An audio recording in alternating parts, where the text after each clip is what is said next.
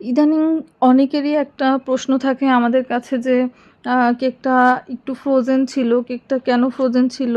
কেকটা কাটার সময় ভিতরে ক্রিমগুলো একটু শক্ত, শক্ত হয়েছিল। তো সেগুলোই ক্লিয়ার করার জন্য এইখানে আমি একদম ডিটেইলস বলবো আজকে যে কেন আসলে একটু শক্ত, শক্ত থাকে। তো এইখানে হচ্ছে একটা চাঁদ শেপের কেক। এই কেকটা একদিন আগে আপু কনফার্ম করেছিলেন। আর এর আগে ঈদের সময় ৩-৪ টা করেছিলাম। রোজার ঈদের সময়। এছাড়া এই ধরনের থিম খুব কমই আসে। আপু আমাদের একজন রেগুলার ক্লায়েন্ট। তো আপু বেশ সময় নিয়ে অর্ডারটা করেছিলেন। আর এই ধরনের কাস্টমাইজ কেক সময় নিয়ে অর্ডার করলে এর আউটকাম খুব ভালো আসে।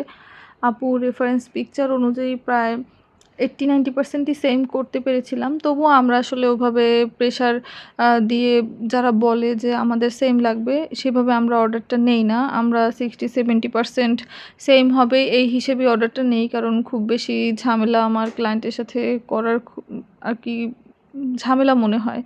যেটা যে ভালো লাগলে ক্লায়েন্ট নিবে, কিন্তু এই ধরনের যে সেম হবে কিনা এগুলো নিয়ে আসলে ঝামেলা করা আমার কাছে খুব উম খারাপ লাগে। তো যাই হোক, এটা আমাদের পেজের যে রেগুলার চকলেট কেকটা সেইটা হচ্ছে এটা। আ এটা মোস্ট সেলিং একটা কেক। বেশিরভাগ ক্লায়েন্টই এই কেকটা নিয়ে থাকেন।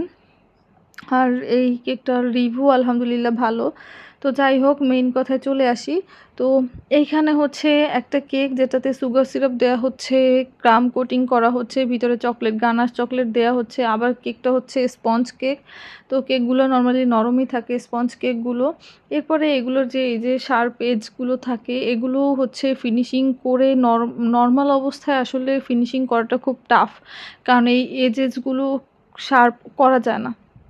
যেমন এখানে আমি কোটিং করার সময় আর কি ক্রিম দেওয়ার সময় এখানে একটা কর্নার ভেঙে গেল। তো এইগুলো সবকিছু আমার স্মুথলি আমি তখনই ফিনিশিং দিতে পারি যখন আমি এটাকে ক্রাম কোটিং করে ফ্রিজে ডিপ ফ্রিজে ৩০ মিনিট ৪০ মিনিট করে রাখি। এখানে এই যে কেকটা একদম পাথরের মতো হয়ে গেছে, এটা তখনই সম্ভব হয়েছে যখন আমি ৪০ মিনিট ১ ঘন্টা সময় ডিপ ফ্রিজে স্টোর করেছি। এরপরে কেকটা হার্ড হওয়ার পরে আমি বোর্ডটা চেঞ্জ করে অন্য একটা বোর্ডে ট্রান্সফার করে নিয়েছি। এখানেও একটা ব্যাপার আছে। এই বোর্ডটা যদি আমি একটা বোর্ডের উপরেই করতাম তাহলে বোর্ডটা ভিজে যেত, আর হচ্ছে বোর্ডটা নষ্ট হতো, দেখতেও ভালো লাগতো না, কেক যতই সুন্দর থাকতো।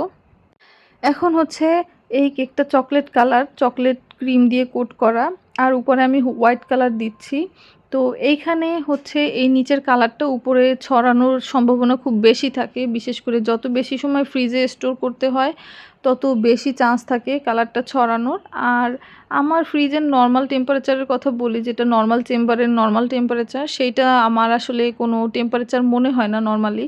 কারণ আমি এতবার এত বেশি ফ্রিজ খোলা লাগে নর্মাল চেম্বারটা, যে ওটার কোনো নর্মাল টেম্পারেচারই থাকে না। ডিপ ফ্রিজেই যা হয় সেটাই আমার কাছে নর্মাল টেম্পারেচার মনে হয় পার্সোনালি। কারণ এত বেশি ফ্রিজ আমার খুলতে হয়, বন্ধ করতে হয়, খুলতে হয়, কাজ করতে হয়, যে নর্মাল টেম্পারেচারে ঠিকমতো আর কি টেম্পারেচারটা থাকে না। তো আমি পার্সোনালি যেটা করি সেটা হলো যে আমি ডিপ ফ্রিজে ভালোভাবে সেট করে তারপরে কেকটা ডেকোরেশন করি। এতে হচ্ছে কেকের ফিনিশিংটাও ভালো আসে। যেমন এখানে অনেক সাবধানতার সাথে আমার কেকের এই এজেসগুলো ফিনিশিং করা লাগছে। না হলে হচ্ছে কেকটা সুন্দর লাগতো না। তো এই হচ্ছে ফিনিশিং করার পরে এখন ফাইনাল ডেকোরেশনটা করব। তো এইগুলো আর কি ডিপ ফ্রিজে বা ভালোভাবে ফ্রিজ না করে করা যায় না। আর নরমাল টেম্পারেচারে করতে হলে ১২-১৩ ঘন্টা ওয়েট করা লাগে, যেটা আসলে সম্ভব না এভাবে কাজ করা। তো যাই হোক, আমি এইভাবেই করি যে ডিপ ফ্রিজে স্টোর করে তারপরে হচ্ছে ভালোভাবে ক্রাম কোট করে তারপরে ডিজাইনটা কমপ্লিট করি। তো এখানে আরেকটা ব্যাপার হচ্ছে, এটা যখন আমি ডিপ ফ্রিজে রাখি, এরপরে যখন ফাইনাল ডেকোরেশনটা করি তখন এই ফ্রিজের একটা যে আ থাকে, ঠান্ডাটা থাকে, এটা হচ্ছে আস্তে, আস্তে ১ম এ খুব সুন্দর সেট হয়। তো বাইরে রাখলে একটু কেকটা ঘামায়।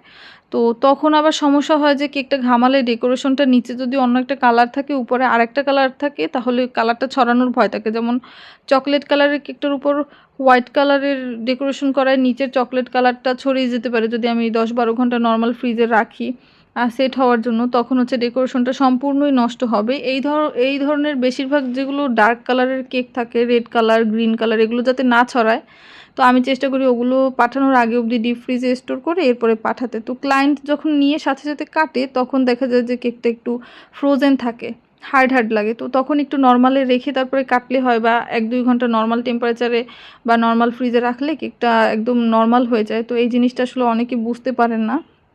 এটা নিয়ে একটা অভিযোগ থাকে যে হয়তো জিনিসটা আমরা কেন ফ্রোজেন রাখলাম। তো আমার আসলে ডিপ ফ্রিজে রাখার উদ্দেশ্যই এটা থাকে, যেগুলো হচ্ছে লাইট কালার বা ডার্ক কালারের কেকের কম্বিনেশন থাকে সেগুলোর কালার কম্বিনেশনগুলো ঠিক রাখার জন্য। কারণ এত কষ্ট করে এত টাকা দিয়ে একটা কেক নিয়ে যদি ডেকোরেশন ঠিকভাবে না পায় তাহলে হচ্ছে এটা দুজনের জন্যই খারাপ লাগার। যেমন আমি কষ্ট করে তৈরি করেছি আর ক্লায়েন্ট নিয়েছেন।